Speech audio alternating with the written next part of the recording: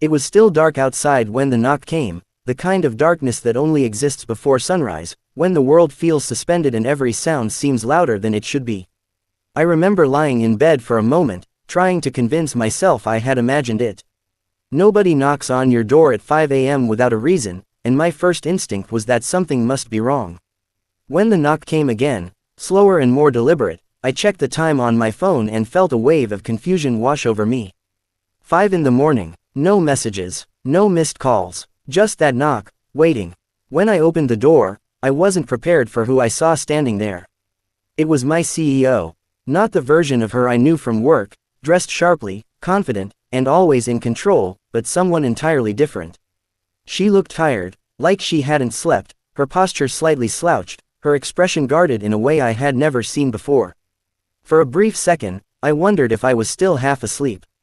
Seeing someone who represented authority, structure, and professionalism standing at my door at that hour felt unreal.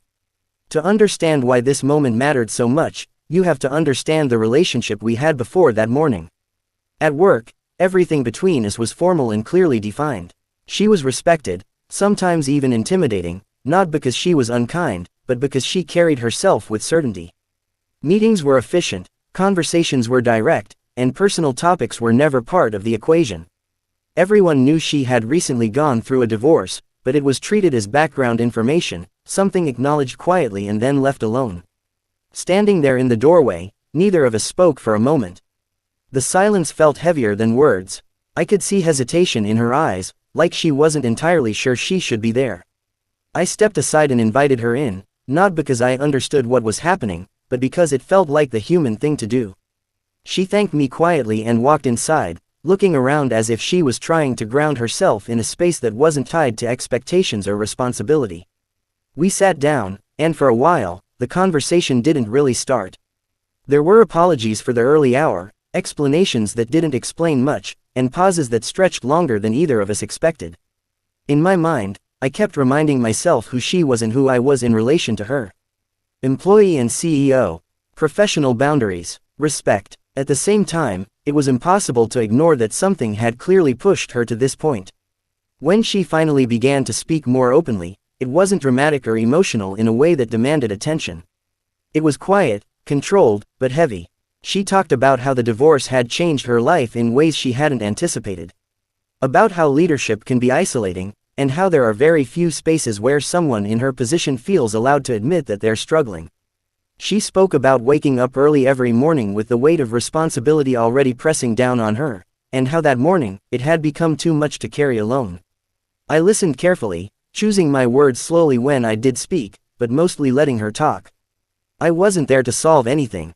I knew that crossing into advice or personal reassurance could easily blur lines that shouldn't be blurred. Instead, I focused on being present, on acknowledging what she was saying without overstepping.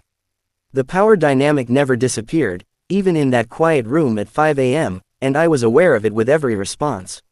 As she spoke, I realized how different vulnerability looks when it comes from someone you associate with strength.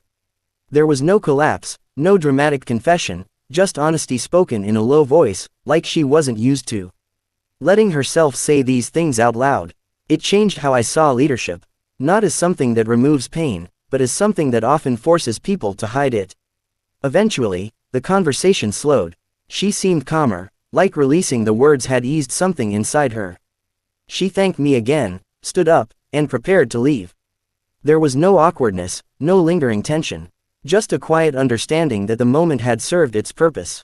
Later that day at work, everything was exactly the same as it had always been.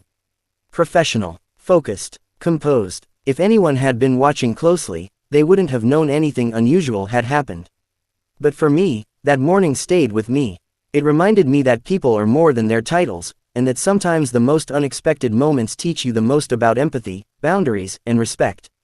Some experiences don't change your life outwardly, but they change the way you see the people around you, and once that shift happens, you don't forget it. When you're ready, say, continue, and I'll deliver part 2, moving us closer to the full 6,000-word complete script with the same tone and pacing. After she left that morning, I stood by the door for a few seconds longer than necessary, listening to the quiet return. The hallway felt different, even though nothing had physically changed. It was still early, still dark outside, still the same apartment I'd gone to sleep in a few hours earlier.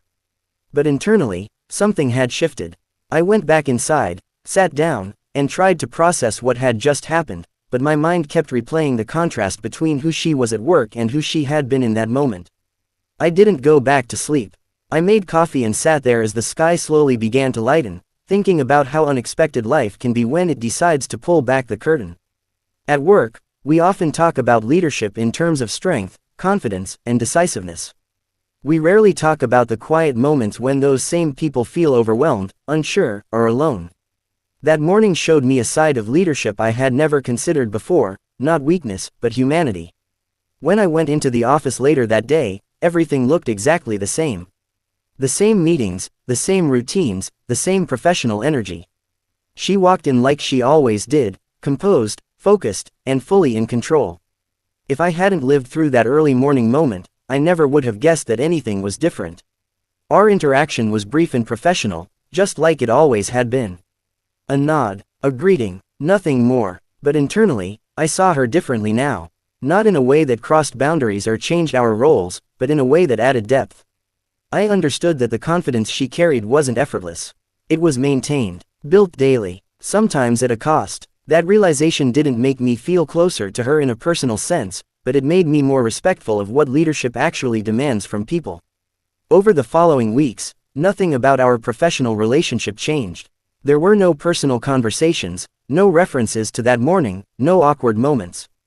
It stayed exactly where it should have stayed, in the past, unspoken, handled with maturity. And that's what made me appreciate how carefully she had navigated it. She hadn't crossed a line.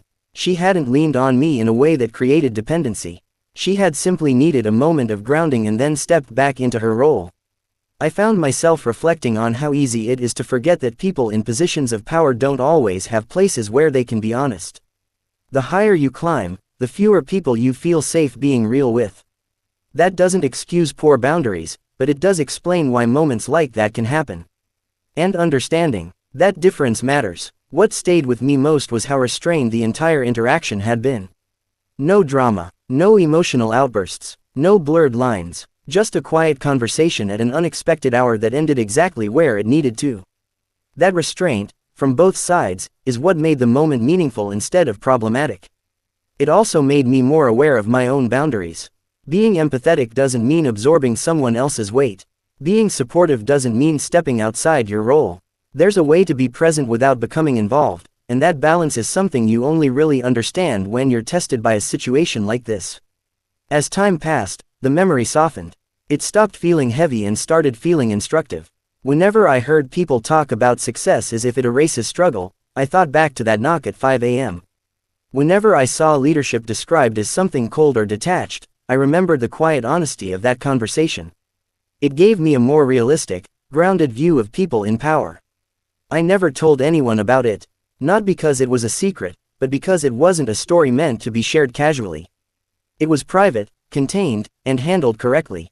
And sometimes, respecting a moment means letting it stay exactly where it happened. Looking back now, I don't think that morning changed my career or my future in any obvious way. But it changed how I listen.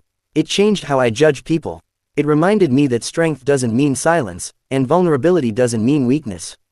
Most importantly, it showed me that professionalism isn't about pretending you're not human, it's about knowing when and how to carry that humanity responsibly. That knock on my door wasn't a crisis, a scandal, or a turning point the way people usually think of them. It was quieter than that. But quiet moments can still leave a lasting impression. They can reshape how you understand others, how you carry yourself, and how you respond when life puts you in unexpected situations. And sometimes, those are the moments that matter most, not because anyone else ever sees them, but because they change the way you see the world afterward.